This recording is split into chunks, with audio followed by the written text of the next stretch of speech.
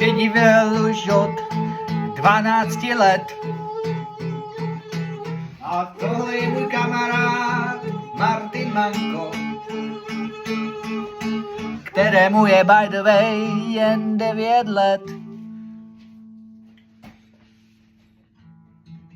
Tento kamarád měl tajemství, o kterém nikdo neví, kromě mě. Tento můj kamarád viděl dobře na gitaře hrát, jenže to není úplně všechno, on je totiž můj brat. Je to můj brat, můj nevlastní brat. Je to můj brat, nevlastní brat. Je to můj brat, který umí brát. On je brat, který umí brát. On je brat, který umí brát. On je brat, který umí brát, protože nemá na hlavě žádný drát. Nebyl oběšen, nebyl zabrtěn. Já jsem to prozradil. Já jsem prozradil. Co jsi prozradil? Že máš drát. On má drát. On má drát. Je to můj kamarád. Je to můj brat. Je to můj brat. Mějte se na pozoru. Mějte se na pozoru před tímto člověkem. Je to můj bratr. A teď už víte, že má drát. A taky víte, že dokáže brát. A nedokáže brát jen takhle cokoliv, jelikož cokoliv, kolicos. Čeština zasraná. Ale dokáže taky brát. Lidský život. Dokáže brát.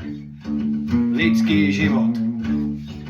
Může i vzít ten tvůj kamarád. Tak se nezahrávej s ohněm.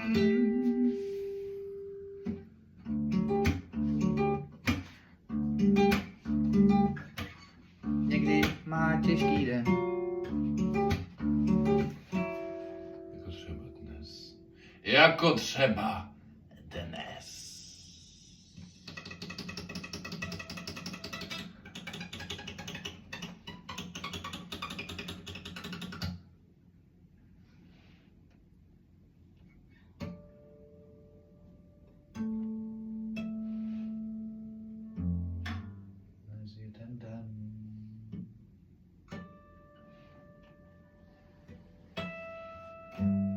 Dnes nás to čeká. Budeme muset vzít drát a zabít toho dětka. Jakýho dětka? Dětka Ševětka. Dětka Ševětka. Je mi to líto. Ale není jiné cesty. Musíme ho zabít. Ho zabít. Ho zabít. Ho zabít. Ho zabít. Zabít. Musíme ho zabít. Zabít děda Vševěda. Zabít děda Vševěda. Vševěda. Musíme ho zabít. Ho zabít. Musíme zabít děda Vševěda. Náš úkol je jasný. Jak to asi uděláme? Čokoládou. Je to tak. Děd Vševěd je totiž alergický na čokoládu. A nejen tak ledajakou čokoládu. Na merci. Máme plán zabít děda Vševěda čokoládou, takže jdeme to udělat. Zabijeme dětka Vševěda, budeme smět, ale čokoláda mu špatně udělá. Toho zmrdá, vejmu kudlu a pichám do pytla, hej.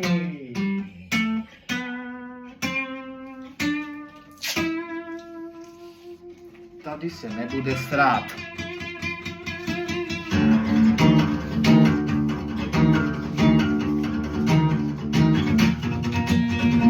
Tady máš ty zvedek, tady máš ty zvedek, tady máš ty zvedek, tady máš ty zvedek, tady máš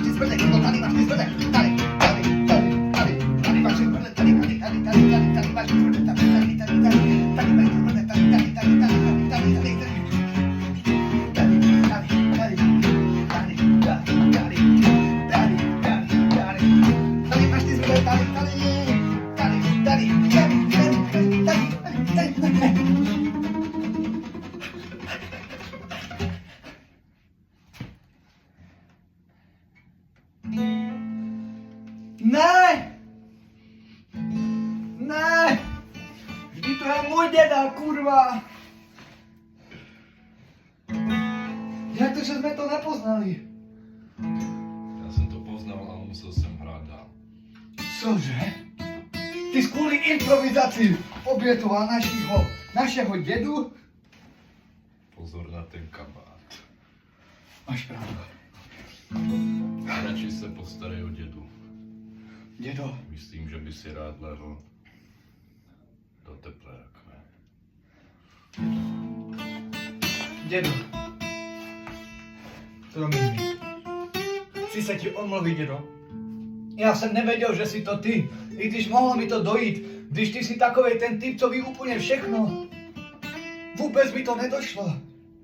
Dědo, jako úctu k tvé památce, sním tuhle čokoládu. Ta samá čokoláda, která tě zabila. Merci. Nebo spíš můžu říct, no merci.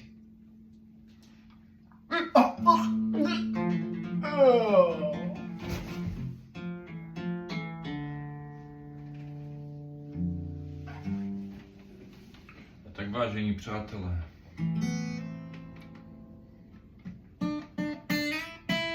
končí náš příběh.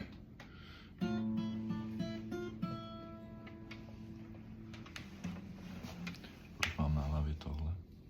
A tak přátelé, končí náš příběh.